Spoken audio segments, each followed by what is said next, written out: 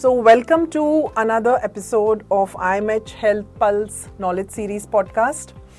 So, today we are talking about polycystic, as you call it, PCOS, polycystic ovarian syndrome. This is one of the commonest causes of infertility in India. And this is a very important topic because everybody talks about PCOS, PCOD. So today we are going to talk about this and clear a lot of myths and lots of facts about PCOS. Today we have with us Dr. Sucheta Talale, and she is a very renowned obstetrician and gynecologist. She's also a laparoscopic surgeon practicing at Inamdar Hospital for the last more than 5 years, and she has treated a lot of young women and young girls for PCOS. So any one of you who feel that in their family there's someone who's suffering from this disorder can actually listen to this series, listen to this podcast and get all clarity on the various questions you all have about polycystic ovarian disease. So welcome Dr. Sucheta. Thank you so much Dr. Rupa for that brief introduction. Thank you so much. And I congratulate you for choosing this topic of PCOS because it's a lifestyle disorder that we are facing in our day-to-day life. Yeah. Thank you so much. We will start with the facts. Okay. Ma'am, so I'm going to start with a very simple fact, or you can say this is also a little bit of a myth. People talk about PCOS, some people say PCOD. Yes. So we are today talking about PCOS. So I just want you to clear what is this difference PCOD and PCOS.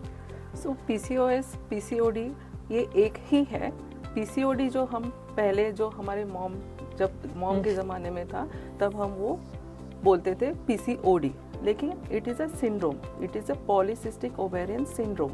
तो उसमें क्या है कि इसमें multiple systems involve है, जैसे multi factorial endocrine abnormalities है ये. तो वो है हमको रिप्रोडक्टिव एज ग्रुप में ज़्यादातर दिखाई देता है.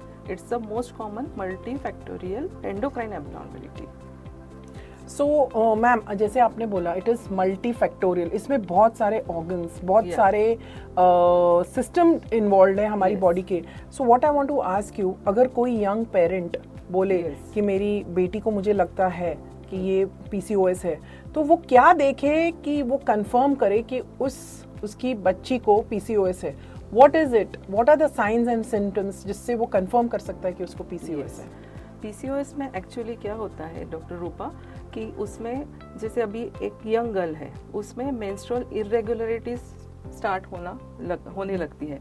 तो उसमें हर एक जो गर्ल रहती है जिसको PCOS डायग्नोस होता है, उसको मेंस्ट्रुअल जो साइकिल्स रहती है वो 1.5 मंथ, 2 मंथ्स, किसी को 3 मंथ्स में आता है. फर्स्ट इज मेंस्ट्रुअल इरेगुलरिटी होती है. फिर जो सिम्टम्स दिखने लगते हैं, जैसे गर्ल है उसके चिन पे हेयर आना, उसके अपर लिप पे हेयर आना, उसके जो ये रहता है नेप ऑफ द नेक, उसमें एक कालापन, काले धब्बे जैसे दिखना, वो एक बहुत इम्पोर्टेंट उसका साइन रहता है. क्या मतलब आप जैसे मैंने इंट्रोड्यूस किया कि ये कॉमनेस्ट कॉज है इनफर्टिलिटी का, तो मतलब इसमें क्या ओबेसिटी भी बहुत बड़ा फैक्टर प्ले करता है? एक मेरा ये क्वेश्चन है, और दूसरा मेरा ये क्वेश्चन है कि ये जो मेल फीमेल ये जो हार्मोन्स है इसका क्या प्ले है इसमें, जो एक एंड्रोजेंस बोलते हैं, मैं कॉमन लैंग्वेज में बोलूंगी मेल हार्मोन, तो इसका क्या रोल है in PCOS and kindly put some light on it. Generally हम देखते हैं कि मेल हार्मोन जो रहता है वो टेस्टोस्टेरोन रहता है, एंड फीमेल हार्मोन जो है वो अपना ईस्ट्रोजन एंड प्रोजेस्टेरोन. तो हमको थोड़ा सा डॉक्टर रूपा PCOS समझने के लिए थोड़ा सा बेसिक समझना ज़्यादा इम्पॉर्टेंट है. तो बेसिक में क्या होता है कि जैसे अपना ओबेसिटी अगर है तो क्या होता है कि पेशेंट में इंसुलिन रेजिस्टेंस बढ़ जाता है, पेरिफेरल इंसुलिन रेजिस्टेंस बढ़ जाता है. पेरिफेरल इंसुलिन रेजिस्टेंस बढ़ने की वजह से क्या होता है कि हमारे जो सेल्स है उसमें ग्लूकोज जो है वो ठीक से ट्रांसफ़र नहीं हो पाता है. ग्लूकोज ट्रांसफ़र नहीं हो रहा है तो बॉडी को फीडबैक मैकेनिज्म स्टार्ट होता है, तो उसे इंसुलिन और ज़्यादा रिलीज़ होता है. इंसुलिन ज़्यादा रिलीज़ होने की वजह से क्या हो रहा है कि जो हाइपर इंसुलिनेमिया हुआ है उसकी वजह से हमारे ओवरीज पर इफ़ेक्ट होता है.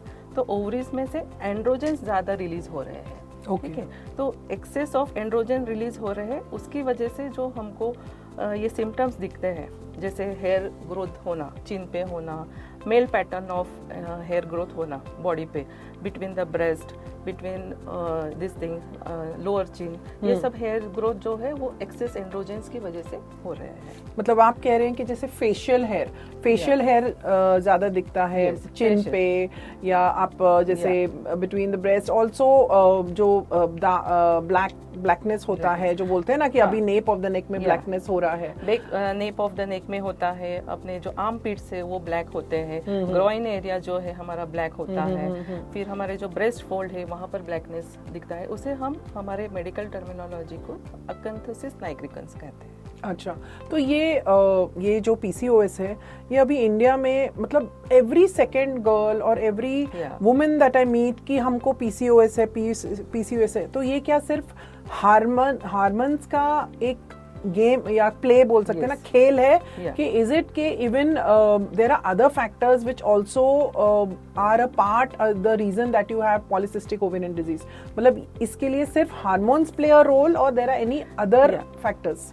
Hormonal imbalance that is the main thing, but mainly अपना जो आजकल का लाइफस्टाइल है वो चेंज हुआ है। लाइफस्टाइल में क्या हो रहा है कि बच्चों को आजकल के आपने देखा होगा कि 11th 12th की जो +2 ग्रेड की जो स्टूडेंट्स है उनको पढ़ाई का स्ट्रेस है, लेट नाइट वो स्टडीज करती है ना, फिर लेट नाइट स्टडीज की वजह से वो खाना पीना जो है टाइम पे नहीं हो रहा है, तो वो एक untimely eating, stress, these are the main factors for having this thing, hormonal imbalance. Hormonal imbalance हो रहा है, उसकी वजह से फिर PCOS और एग्रेवेट होता है। तो ये जंक फूड, मतलब आप बोलेंगे एक जंक फूड एक कारण है, आपका सोशल मीडिया एक कारण है, और ये लेट नाइट सोशल मीडिया हो सकता है, पढ़ाई भी हो सकती है, स्क्रीन टाइम हो रहा है आपका ज्यादा, फिर जो गैजेट्स आप यूज कर रहे हो उसका ज्यादा यूज होने की वजह से होता है। जंक फूड जिसमें आप पिज्जा, बर्गर, फ्राइड आइटम्स, जिससे ओबेसिटी बढ़ती है, जिससे इन्फ्लेमेशन बढ़ता है बॉडी में, उसकी वजह से भी PCOS का जो रेशियो है आजकल बहुत ज़्यादा बढ़ गया है। मैं एक थोड़ा सेंसिटिव टॉपिक टच करना चाहूँगी मैम, कि जैसे ये जो इनफर्टिलिटी और ये जो फेशियल हेयर हो रहा है, स्किन चेंजेस हो रहे हैं, ओबेसिटी होती है, फेस पे एक्ने होते हैं, तो आजकल इतना miss India, miss beautiful, miss ये का ये है, तो ये लड़कियां जो यंग लड़कियां हैं, यंग वुमेन हैं, उनको इंस्टाग्राम में अपनी फोटोज डालनी है, सोशल मीडिया पे डालना है, तो वो मेंटली भी बहुत इफेक्ट हो रही हैं। जैसे कुछ केसेस हमारे हॉस्पिटल में आते हैं that not only physically but they are mentally disturbed क्योंकि उनको ये PCOS। So is mental therapy recommended in these cases? कैसे कर सकते हैं इसके बारे में? देखो, PCOS अगर डिस्कस करें तो इसमें physical, mental, social and spiritual health ये सब कुछ इम्पोर्टेंट है। जैसे आपने बात किया, मेंटल हेल्थ बहुत ज़्यादा इम्पोर्टेंट है। PCOS की वजह से क्या हो रहा है, there are 2 types of PCOS, तो ओबीस PCOS भी है और लीन PCOS भी है। तो ओबीस PCOS में क्या होता है कि फिजिकल जो दिखना, वो थोड़ा सा मोटेपन होना, गाल जरा से बड़े होना, फेशियल हेयर ग्रोथ होना, वो सब जो लड़की है उसको थोड़ा सा डिप्रेशन आता है उससे, वो ज़्यादा सोशलाइज नहीं हो पाती है उसके लुक की वजह से, तो वो थोड़ा सा लो फील करती है, तो डिप्रेशन की वजह से वो सोशलाइज नहीं होती है। तो उसके लिए थोड़ा सा वो गर्ल्स को काउंसलिंग करना, उनका थोड़ा मेडिकल जांच करवाना वो ज़्यादा इम्पोर्टेंट है। काउंसलर या साइकाइट्रिस्ट के अगर हेल्प लगे तो वो ज़रूर लेना चाहिए। एक तरह से गायनेकोलॉजिस्ट भी एक काउंसलर होता है, हर लेडी के लिए हमारा सबसे इम्पोर्टेंट डॉक्टर गायनेकोलॉजिस्ट होता है, और हमारे लिए हमारी लाइफ के मतलब जो जिसको बोलते हैं जब पीरियड्स चालू होते हैं और जब तक मेनोपॉज, उसके बाद भी हम हमारे गायनेकोलॉजिस्ट को एक फैमिली डॉक्टर जैसे ही समझते हैं। तो और दूसरा मतलब, और मैं एक और चीज़ पूछना चाहूँगी कि ये अभी हो गया है PCOS, तो उसको लाइफस्टाइल चेंजेस क्या कर सकते हैं for not preventing, you should say कि to come out of it. एक तो वो बात है, और दूसरा और क्या ट्रीटमेंट्स अवेलेबल हैं PCOS में जिसकी वजह से आगे जाके इनफर्टिलिटी ना हो, जो उसका अल्टीमेट ये होता है कि इनफर्टिलिटी, शादी होने वाली है, तो यू नो कैसा इंडिया का कल्चर है, तो वो दैट इज व्हाट इज सब पेरेंट्स का टेंशन, लड़कियों का टेंशन, सबका टेंशन। तो ये क्या कर सकते हैं लाइफस्टाइल चेंजेस जिससे ये ना हो? लाइफस्टाइल चेंजेस को हम जाएंगे डॉक्टर रूपा, बट पहले तो डायग्नोसिस होना ज़्यादा इम्पोर्टेंट है। डायग्नोसिस में क्या है कि आज हमारे जो एविडेंस बेस्ड गाइडलाइंस है उसके हिसाब से हम रोटरडैम्स क्राइटेरिया है, 3 क्राइटेरिया आते हैं उसमें। तो फर्स्ट क्राइटेरिया जो है वो मेंस्ट्रुअल इरेगुलरिटी का है, जैसे ओलिगो ओव्यूलेशन होता है या फिर पेशेंट को 1.5 महीने में 2 महीने में जो पीरियड्स आते हैं या साल में उसको लेस देन 8 टाइम्स अगर पीरियड आते हैं तो उसको हम बोलते हैं oligomenorrhoea. Okay, then second criteria है कि उसका जो क्लिनिकल मतलब हमको जो दिखाई देता है पेशेंट जब आता है तो उसका क्लिनिकल अपीयरेंस से हमको समझ में आता है कि साइंस ऑफ हाइपर एंड्रोजिनिज्म है क्या, वो एक क्राइटेरिया है। और बायोकेमिकल मतलब हमको ब्लड टेस्ट में समझ में आता है कि जो एंड्रोजेंस है वो बड़े हैं तो फिर वो एक क्राइटेरिया है। And third criteria he ultrasound based criteria. तो अल्ट्रासाउंड में हमें क्या समझ में आता है, एंड ये भी एक बात बहुत इंपॉर्टेंट है कि अगर अल्ट्रासाउंड हम ट्रांसवजाइनल करेंगे then only you can make the diagnosis of PCOS. So transvaginal ultrasound is important for diagnosing PCOS. Okay, so trans-abdominal we can't say. Okay. So these 3 criteria में से अगर 2 क्राइटेरिया फुलफिल हो रहे हैं तो patient या girl और female can be called as PCOS. So आप जैसे बोल रहे हैं पहला क्राइटेरिया है जो क्लिनिकल साइंस एंड सिम्टम्स है, जैसे फेशियल हेयर, आपका ओबेसिटी है, और सेकंड एक्ने है, हाँ, एंड सेकंड क्राइटेरिया है आपका मेंस्ट्रुअल इरेगुलरिटी। तो ऐसे बोलते हैं 21 डेज और 35 डेज, उसका क्या ये है अबाउट मेंस्ट्रुअल इरेगुलरिटी, मतलब उसका कुछ आप टाइमलाइन बता सकेंगे कि इतना है तो ठीक है और ऐसा है तो ठीक नहीं है?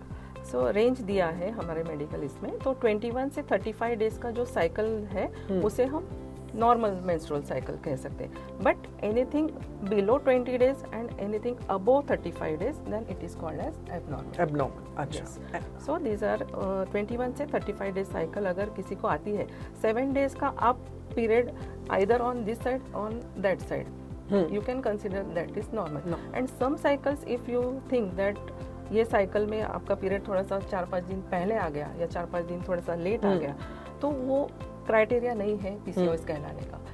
1 cycle or 2 cycles in a year if they are abnormal then you can't say it as a PCOS.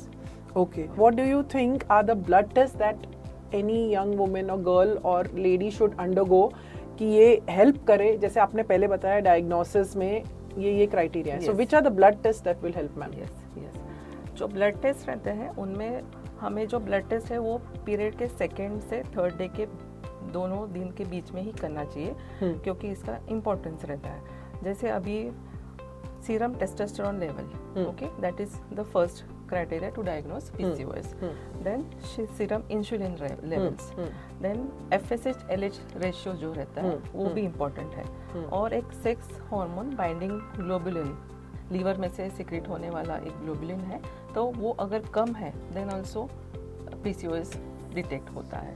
Okay, मतलब आजकल ये इतना फॉरवर्ड हो गया है, हमारे लैब्स इतने ये हैं, पहले ये वाले टेस्ट नहीं होते थे, ये अभी न्यू टेस्ट हैं। इस पे आप बताएंगे, आप थोड़ा सा डिटेल में बताएंगे जो कौन सा टेस्ट है जो आप बोल रहे थे, इसका नाम?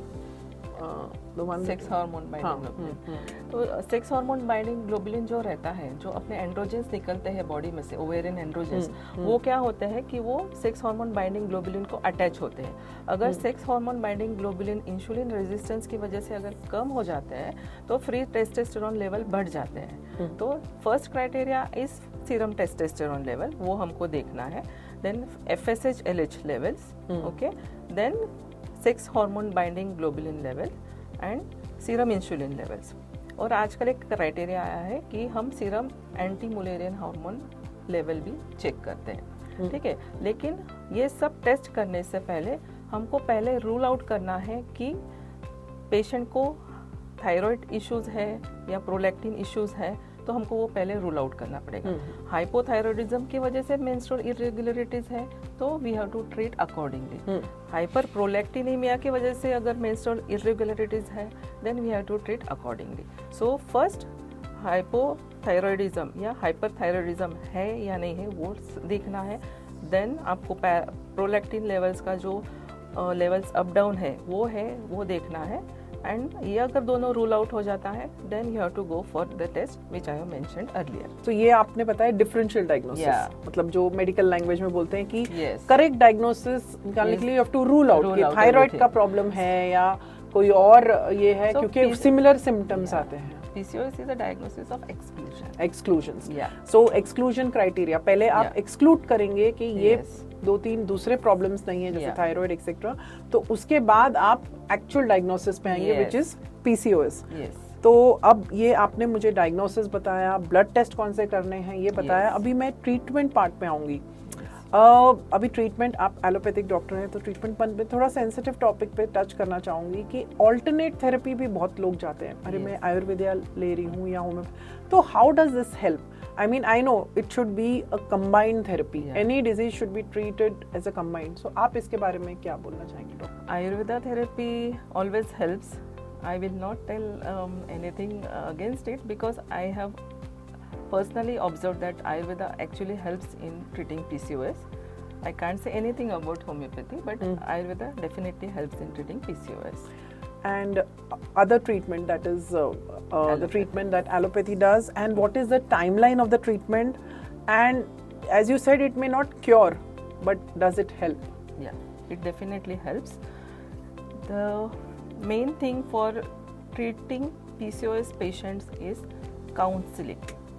First thing that we have to do is counseling. Counseling the patients, counseling the girls is very, very important. Counsel about lifestyle modification, about dietary habits, and about exercise. Okay?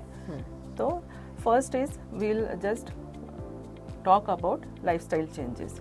Lifestyle changes में you have to, अगर if you are having obesity, okay, then हम उनको जब patient आते हैं that time हम उनका BMI निकालते हैं, body mass index. Body mass index is if it is more than 25 then you are called overweight. If it is your waist circumference and your hip circumference ratio is increased then also you are called obese. Okay, तो ये जो दोनों है BMI और ये waste hip circumference ratio अगर ज़्यादा है तो आप ओवरवेट है, ओबीज है, तो आपको उसके हिसाब से वेट रिडक्शन के लिए हेल्प एक्सरसाइज करना पड़ेगा. ओके, तो आपको either you can go to gym, either you can do yoga. तो आपका जो हमारे एविडेंस बेस्ड गाइडलाइंस जो है, जो हमको बोलते हैं एक्सरसाइज क्या करनी चाहिए. ओके, तो मोस्टली जो मॉडरेट इंटेंसिटी एक्सरसाइजेस जो रहते हैं, कार्डियो जिसे हम बोल सकते हैं, साइकिलिंग हो गया, रनिंग हो गया, वॉकिंग हो गया, जॉगिंग हो गया, है ना, स्विमिंग हो गया, that we have to do for the weight reduction. और हमने ये देखा गया है कि अगर पेशेंट्स अगर सिर्फ 10% उनका जो बॉडी वेट अगर रिड्यूस करते हैं देन 60% चांसेस है कि उनके जो साइकिल्स है वो रेगुलर हो जाते हैं. तो first is the weight reduction in your lifestyle modification, then timely eating and eating the proper food, healthy food, no junks, no alcohol, no smoking. All the addictions should be stopped first. Okay, because it has impact on our hormonal imbalance. Okay, so no smoking, no alcohol, no other drug addictions, and proper timely food, no junks and healthy food. Healthy food में क्या आएगा? तो अगर आपने अपनी एक plate है, जैसे आप एक प्लेट ले रहे हो तो उसको आप 3 पोर्शंस में डिवाइड कर दीजिए. ओके, तो 1/3 पोर्शन विल बी आपका high fibre diet, vegetables, fruits. Okay, 1/3 portion आपका रहेगा protein rich food and 1/3 portion रहेगा आपका लो कार्बोहाइड्रेट डाइट. सो जिसमें कार्बोहाइड्रेट्स है लेकिन लो ग्लाइसेमिक इंडेक्स रहता है, जिससे शुगर लेवल जो है धीरे धीरे बढ़ता है. जैसे हमने बहुत ज़्यादा शुगर्स खा लिए एंड एकदम शूटअप हो गया अपना sugar, that is a high glycemic food. Okay, but low glycemic food जो रहता है कार्बोहाइड्रेट्स का, that we have to take. And you have to stop the bakery products, you have to stop the fried food, you have to stop the junk food. That is the main thing about dietary thing. Okay, then about treatment part में 2 girls आती है या women's आती है, those who are not married and those who are married. जो married है उनको हमको ज़्यादातर काउंसलिंग ही करना पड़ता है about all this 3 factors, lifestyle modification, diet and exercise. Okay, अगर इससे उनका we have to give them at least 3 to 6 months कि उनका वेट रिडक्शन हो रहा है, उनके जो सिम्टम्स है, जो फेशियल हेयर है, ग्रोथ है, वो कम हो रहे हैं, सिम्टम्स कम हो रहे हैं। ओके, तो वो अगर कम हो रहे हैं then we can go again 6 months same हम ट्रीटमेंट्स दे सकते हैं। ओके, अगर उसमें सिम्टम्स में कुछ कमी नहीं आ रही है, जैसे वो वजन नहीं कम कर पा रहे, then we have to go for some medications. Okay, तो मेडिकेशंस में क्या आता है, साइकिल्स उनका इरेगुलर रहता है। साइकिल्स इरेगुलर रहता है तो हमें उनको ओरल कॉन्ट्रासेप्टिव पिल्स देना पड़ता है। तो ये जो ओरल कॉन्ट्रासेप्टिव पिल्स है वो low dose oestrogen and low dose progesterone है। So that is the role of OCPs जैसे आप बता रहे हैं, और दिस इज द ट्रीटमेंट। एक और मैं आपसे सवाल पूछना चाहूँगी, वन मोर क्वेश्चन, कि इसके लॉन्ग टर्म कॉन्सिक्वेंसेस क्या होते हैं अगर ये अभी टाइम पे ना ट्रीट करें, या जैसे ही शुरू हो वैसे ना ट्रीट करें और लाइफस्टाइल मॉडिफिकेशन ना करें? What are the long term consequences of polycystic ovarian syndrome? That was a very good question, Dr. Rupa. So the long-term consequences of polycystic ovarian syndrome are, जैसे first impact is on the fertility. So patient can be infertile because of anovulatory cycles. और हम अगर उनका treatment करते हैं तो उनको ovarian hyper stimulation syndrome का भी सामना करना पड़ सकता है। ओके, एंड अगर प्रेगनेंसी रुक भी जाती है PCOS पेशेंट्स को तो मिसकैरेज होने के चांसेस भी ज़्यादा होते हैं। ओके, देन अगर दूसरा जो पार्ट हम, ये हो गया pregnancy related infertility related problems. Second thing is कि जो पेशेंट्स PCOS के होते हैं प्रेगनेंसी में, अगर उनको जेस्टेशनल डायबिटीज़ मेलाइटिस होता है, हाइपरटेंशन होता है, तो लेटर लाइफ में उनको डायबिटीज़ होने के चांसेस ज़्यादा है, हाइपरटेंशन होने के चांसेस ज़्यादा है, हाइपरलिपिडीमिया होता है, कोरोनरी आर्टरी डिसीजेस के चांसेस बहुत ज़्यादा होते हैं। और क्या होता है PCOS में कंटिन्यूस एस्ट्रोजन प्रोडक्शन होता है, उसकी वजह से एंडोमेट्रियल हाइपरप्लेसिया, एंडोमेट्रियम जो हमारा यूट्रस का जो लाइनिंग रहता है वो ज़्यादा प्रमाण में बढ़ता रहता है। तो endometrial hyperplasia and then afterwards endometrial carcinoma can also occur with the PCOS patients can occur in the later life. So these are the long-term consequences of But PCOS. nothing to fear, doctor. If we treat, we are all, you are there to help us. So I don't think we should know the consequences, but it should not be like a fear. It is treatable, and everything has a solution. So that's what we are here for. So मैं एक conclusion में बोलना चाहूँगी। आपने मुझे बताया कि what is PCOS, उसके signs and symptoms क्या है, उसका डायग्नोसिस कैसे करते हैं और फिर उसकी ट्रीटमेंट कैसे है, आपने ये विस्तार में सांगा। तो मैं एक एंड में बोलना चाहूँगी कि ये जो इनफर्टिलिटी का कॉमनेस्ट कॉज है, तो PCOS से लोगों को डरना चाहिए? शुड देयर बी फियर कि अरे मुझे PCOS है, मैं अपनी नॉर्मल लाइफ नहीं जी पाऊँगी? तो there is hope for all the girls who are having PCOS, and they will lead a normal, healthy, without any body consciousness life. And then there is hope ki there are doctors like you, our in Andhar Hospital is there, we are there to treat you all, to help you all in this. So in conclusion I can ask you ki, is there hope or is it not treatable? See, PCOS is a cause of infertility. PCOS is equal to infertility? It's not the thing. Okay. PCOS is the cause of infertility because of anovulation. Because PCOS में जो cycles है वो mostly anovulatory रहती है, but you might anovulatory अगर आप explain करूँ मैं सिंपल लैंग्वेज में, तो उसमें ओव्यूलेशन नहीं होता, या जो एग होता है जो फीमेल में वो रिलीज नहीं होता है, या एग रिलीज नहीं होता है। But some cycles of PCOS patients can be ovulatory, and if they can conceive in that cycle also. Okay. So sometimes patients हमारे पास ऐसे भी आते हैं PCOS उनको है, लेकिन वो naturally conceive होके आ जाते हैं। लेकिन किसी किसी पेशेंट्स का सीवियर PCOS है। सीवियर PCOS मतलब क्या है कि उनका AMH ज़्यादा है, AMH is more than 10, FSH जो है more than 4.5, LH more than 10 है, तो उसको हम सीवियर PCOS डायग्नोज करते हैं। तो उनको ट्रीटमेंट की ज़्यादा ज़रूरत पड़ती है। तो वो उनके साइकिल्स जो रहते हैं AMH ज़्यादा होने की वजह से साइकिल्स एनोवुलेटरी हो जाती है। एनोवुलेटरी साइकिल्स का ट्रीटमेंट जो रहता है, जो हम ओवुलेशन इंडक्शन हम उनको बोलते हैं, जो फैक्टर्स हमने जो बोले हैं काउंसलिंग के पार्ट में, वो तो उनको कंटिन्यू करने ही है, but we will support them to have ovulation. Okay, तो ओवुलेशन सपोर्ट करने के लिए हमको ओवुलेशन इंडक्शन ड्रग्स देने पड़ते हैं। ठीक है, तो ओवुलेशन इंडक्शन ड्रग्स आजकल लेट्रोजोल है, क्लोमिफेन सिट्रेट है, but mostly we are using letrozole in nowadays. Okay, so you are saying that there is hope. Yeah. And in conclusion, so there is treatment available. Please consult the experts. Do not do any self-treatment or any therapy. There is nothing. Everybody. I mean, there is nothing wrong in having polycystic ovarian syndrome. It is not a label. It is something that with good lifestyle and treatment with the right doctor, go to your gynecologist, ask them, and always be free. You can contact us at Inamdar Multi-Speciality Hospital. Dr. Sucheta Talele, thank you so much for this enlightenment session. And so concluding our second episode of IMH Health Pulse Knowledge Series. Thank you so much.